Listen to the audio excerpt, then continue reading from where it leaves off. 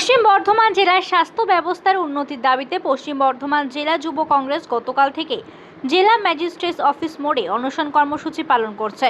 আজ অনশন কর্মসূচির দ্বিতীয় দিনে অনশন মঞ্চে উপস্থিত কংগ্রেস কাউন্সিলর এস.এম. মুস্তাফার সাথে কথা বলে তিনি বলেন যে আজ কংগ্রেসের অনশন কর্মসূচির দ্বিতীয় দিন, তবে এখনো পর্যন্ত জেলা প্রশাসন বা জেলা স্বাস্থ্য বিভাগের কেউ যোগাযোগ করেনি।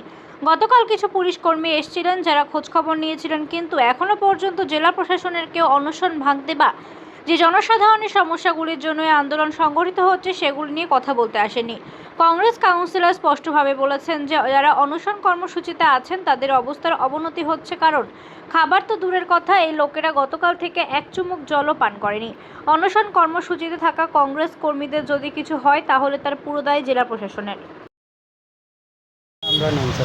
तो प्रशासन की तरफ से कोई आया था पूछताछ करने? देखिए 30 घंटा का लगभग हो चुका है, अभी तक प्रशासन का कोई अता पता नहीं है।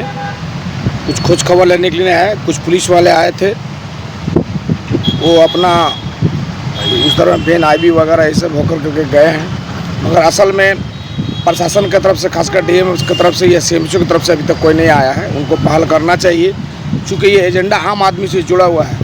जो लोग अनशन में बैठे हुए उनका अवस्था भी खराब होता हुआ जा रहा है, हम जो देख रहे हैं। चूँकि ये लोग एक बूंद पानी और एक आना तक नहीं लिया है, हम लोग देख रहे हैं इनकी अवस्था धीरे धीरे खराब होते जा रही है। ये आम आदमी का लड़ाई लड़ने के लिए इनका स्वास्थ्य का ध्यान हमारे यहाँ के प्रशासन को पर में ध्यान देना चाहिए। अगर इनका अवस्था अगर खराब होता तो इसके जवाब यहाँ का प्रशासन होगा।